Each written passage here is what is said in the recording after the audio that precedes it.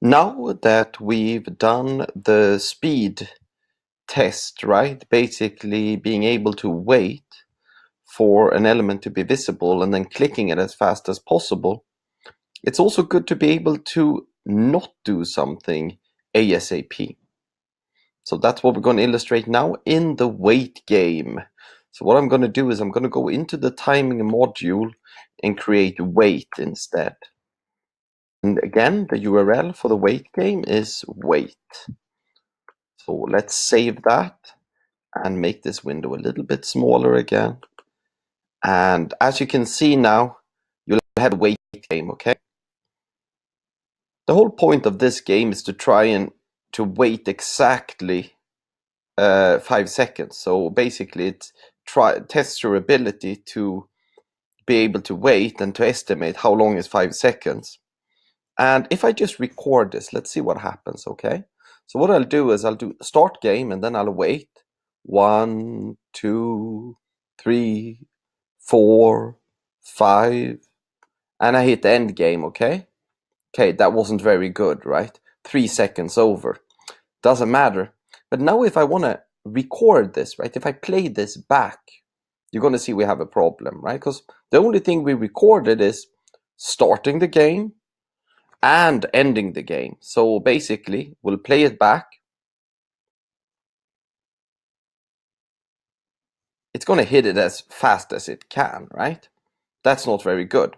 Well, usually you don't want to wait. When you record something, right? You don't want to wait as long as the user waits. You want to execute the test as fast as you can. But in this particular occasion, right? In this particular case, we want to force a wait of 5 seconds. So what we'll do is we'll basically just go into the end game as before, and we'll look at the delay here. And now we'll set 5,000 milliseconds, but instead of doing it maximum, basically increasing the timeout, we put a minimum wait of 5 seconds, right?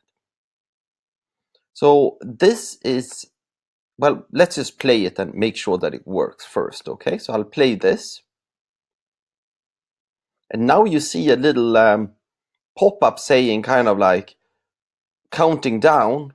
And as you can see, Busang is doing much better than I would do. Here it's getting 453 milliseconds above the 5 seconds. And we'll see again how much it gets here. Yeah, about 500 milliseconds above. So that's very good. So when is this useful? Okay, often it's like this. Let's say you're having something in the user interface, and usually when something shows up, you'll hit it and it would be totally fine, right? Well, sometimes, let's say you have a database that needs to be synced in the background or some weird background process.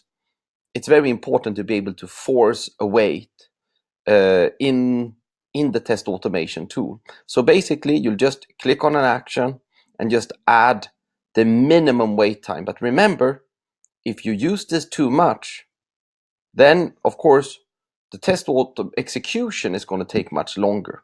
It's much better to increase the timeouts, basically the maximum wait time, because as soon as stuff appears in the UI, it will be able to hit it, right? So that means if the server is responding fast, the test will run fast. If the server is responding slow, it will slow down the test. So that's the ideal, but in some cases, it's very good to be able to enforce a minimum wait.